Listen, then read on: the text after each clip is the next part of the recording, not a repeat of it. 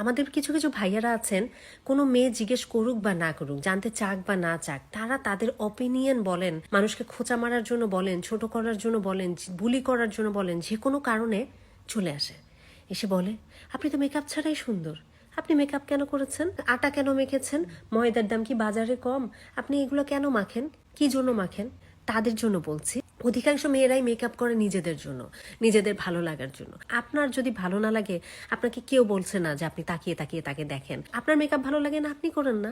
আপনাকে কে বলেছে ফাউন্ডেশন দিতে, কনসিলার দিতে, ফেস পাউডার দিতে, ব্যানানা পাউডার দিতে, আইলাইনার দিতে, মাস্কারা দিতে, লিপস্টিক দিতে? কেউ বলেছে আপনাকে? আপনাদেরকে কেউ বলে নাই। আপনারা ব্যবহার করবেন না, এটাই খুব স্বাভাবিক ব্যাপার। যা আমাদের ভালো লাগবে না তা আমরা কেন করব? আমাদেরকে কেউ জোর করছে? 144 ধারা জারি করেছে যে তোরকে মেকআপ করতেই হবে? মেকআপ ভালো লাগে না, মেকআপ করবেন না। অন্য মেয়েকে মেকআপে দেখতে ভালো লাগে না, দেখবেন না। অপুষ্টির কারণেই তো ব্রেনের এই অবস্থা, যে কোথায় কি বলতে হয় সেই কমন সেন্সটুকু এখনো গ্রো করেনি। আর যদি এই দামের আটা ময়দা আপনাদের কিনে খেতে হতো, তাহলে দেখা যেত বাচ্চাদের হাতে মোবাইল গেলে যেমন লেখে না জ জ জ জ ড ড ড ড ক ক র র প প প প, ওই ধরনের কমেন্ট লিখতেন, মানে গুছিয়ে সে সেন্টেন্সটাও লেখার মতো ক্ষমতা তৈরি হতো না। তাই যেটা ভালো লাগে না, দেখবেন না। এটা শুধু ভাইয়াদের না, কিছু কিছু আপুদেরও আছে। খারাপ লাগে, অন্যকে দেখলে খারাপ লাগে, অন্য কে কি পড়লো না পড়লো এগুলো দেখলে খারাপ লাগে। নিজেরা পড়তে চান, হয়তো কোনো কারণে পড়তে পারছেন না, নিজেরা করতে চান, হয়তো কোনো কারণে করতে পারছেন না, অথবা আরেকটা মেয়েকে একটু খারাপ লাগানোর জন্য, তার মনে একটু দুঃখ দেওয়ার জন্য, একটু খোঁচা মারার জন্য আমরা অনেক মেয়েরাই মেয়েদেরকে এসে বলি তুমি মেকআপ কেন করো, আমার না মেকআপ একদম ভালো লাগে না, আমার না এরকম জামা পরা দেখতে ভালো লাগে না, আমার না এরকম চুল করা দেখলে ভালো লাগে না, আমার না এরকম ঢোলা পায়জামা ভালো লাগে না, আমার না চুলে কালার করা ভালো লাগে না। এই কথাগুলো বলে তাদের সামনেই, যারা হয়তো মেকআপ করে আছেন বা অমন একটা জামা পরে আছেন বা অমন একটা কিছু করে আছেন, তার সামনেই তাকে বলে যে আমার না এটা ভালো লাগে না। মানে কমন সেন্স লেভেল মানুষের কোথায় গেলে আমরা মানুষের সামনাসামনি এইভাবে এই ধরনের কথা বলতে পারি? ভালো না লাগলে করবেন না।